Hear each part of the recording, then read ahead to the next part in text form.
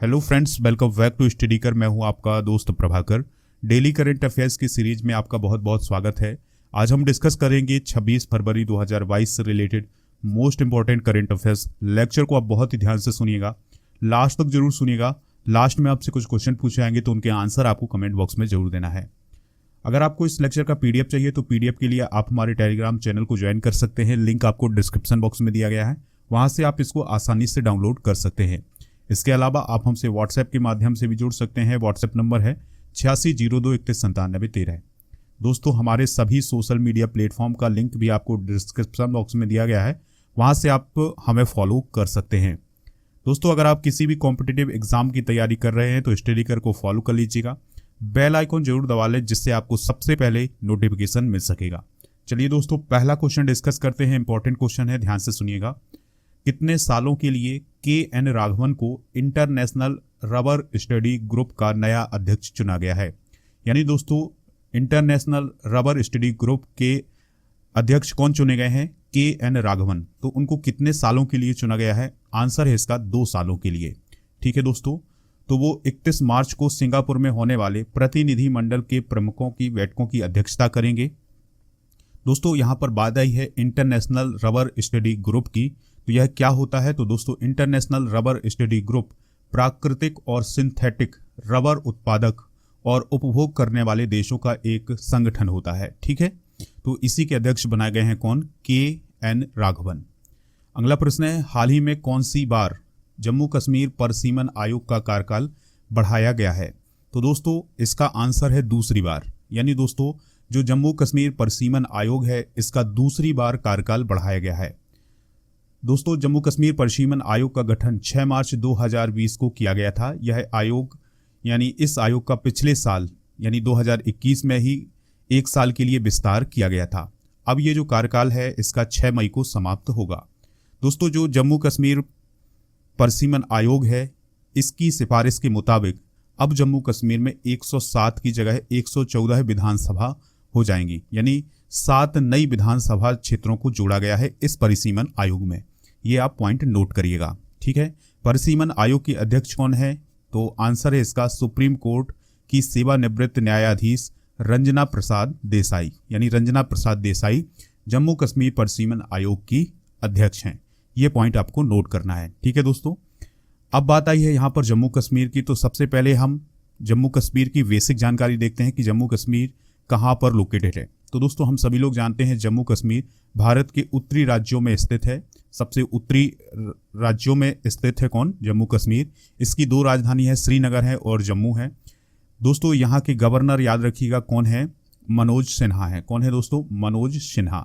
चलिए फ्रेंड्स, अब हम जम्मू कश्मीर में हाल ही में कुछ प्रमुख घटनाओं को डिस्कस करते हैं। तो हाल ही में FDI नीति को उपराज्यपाल मनोज सिन्हा ने मंजूरी दी है जम्मू कश्मीर के लिए। वुमेन सेफ्टी स्क्वाड शुरू किया गया है कहाँ? जम्मू कश्मीर में। कंचोट उत्सव या कंचोट फेस्टिवल कहाँ मनाया गया है? जम्मू कश्मीर में। दुनिया का सबसे बड़ा इग्लू कैफे कहाँ खोला गया है? जम्मू कश्मीर में। इसके अलावा जम्मू कश्मीर में सुगंधित पौधों की खेती पर जागरूकता अभियान भी शुरू किया गया है। ठीक है दोस्तों, तो ये सभी पॉइंट भी आप नोट कर लें। ये हाल ही की घटनाएं हैं जो कि जम्मू कश्मीर में घटित हुई हैं। अगला प्रश्न है, किस राज्य के उद्योग मंत्री मेकापति गौतम रेड्डी का हाल ही में निधन हो गया है? तो दोस्तों, किस राज्य के उद्योग मंत्री थे मेकापति गौतम रेड्डी, जिनका हाल ही में निधन हुआ है?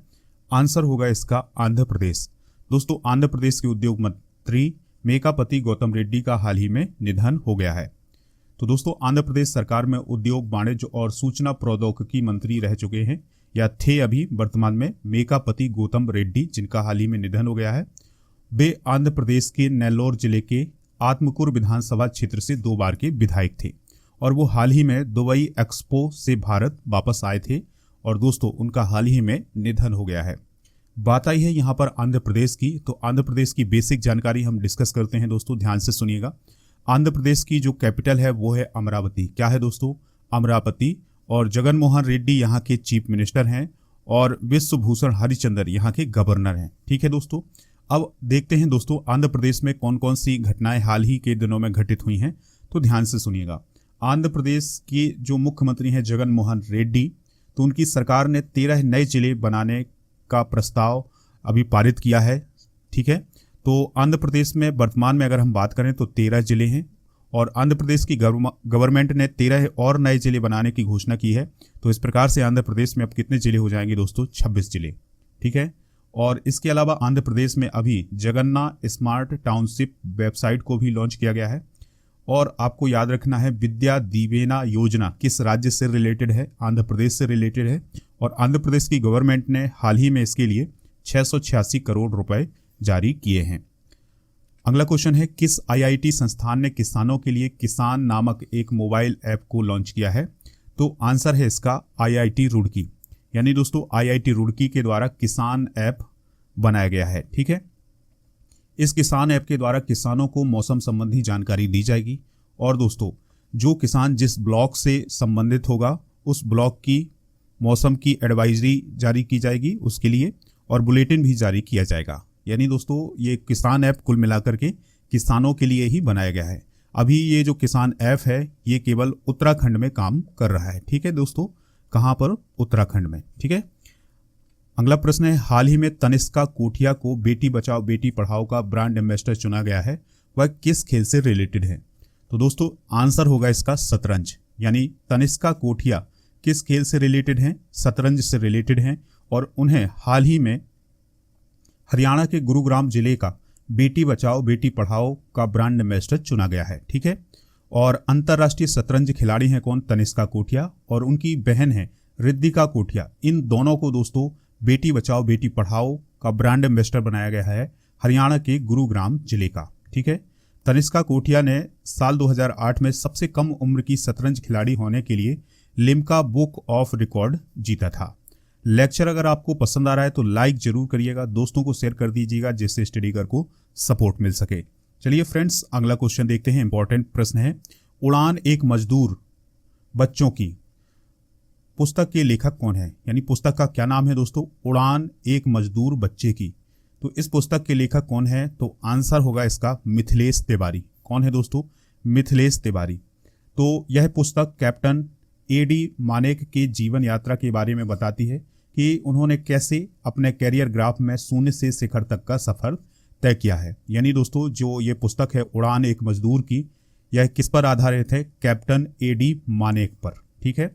हाल ही में कुछ और पुस्तकें लिखी गई हैं, तो जो इंपॉर्टेंट पुस्तक हैं दोस्तों उनको भी डिस्कस कर लेते हैं कि कौन सी पुस्तक किसके द्वारा लिखी गई है।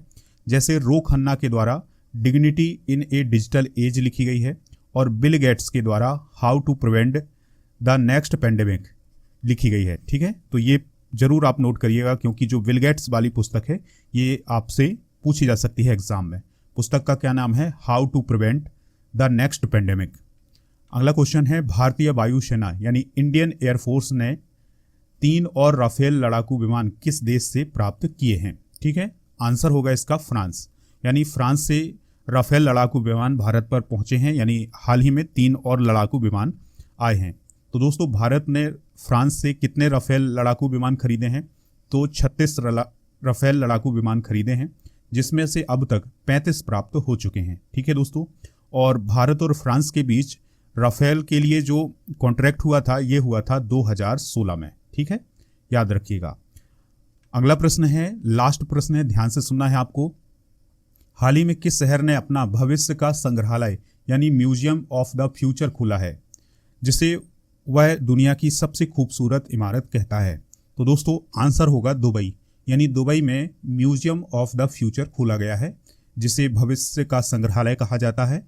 और दोस्तों जो दुबई है वह यह कह रहा है कि यह दुनिया की सबसे खूबसूरत इमारत है। ठीक है दोस्तों, यह जो संग्रहालय है यह 7 मंजिला है, खोखला चांदी का दीर्घ वृत्त है, यानी एक प्रकार से वृत्त बना हुआ है, इस प्रकार से आप देख सकते हैं। और म्यूजियम बनाया गया है, यह पूरी तरह से खोखला है। ठीक है दोस्तों, और इस पर कुछ चीज़ें लिखी गई हैं। ये लिखी गई हैं दुबई के शासक के द्वारा, जो सुलेख लिखी गई थी उसको इसमें उकेरा गया है।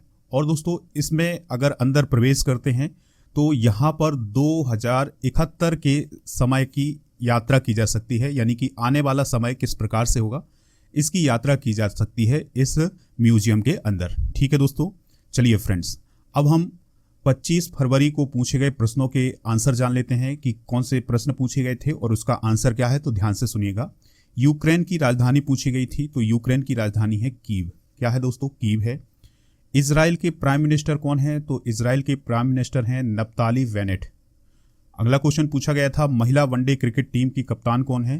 तो उनका नाम है मिताली राज। दोस्तों आज के जो क्वेश्चन है वो भी ध्यान से सुनिएगा, आपको जवाब कमेंट बॉक्स में देना है। पहला क्वेश्चन है, कांचोट उत्सव किस राज्य में मनाया गया है हाल ही में?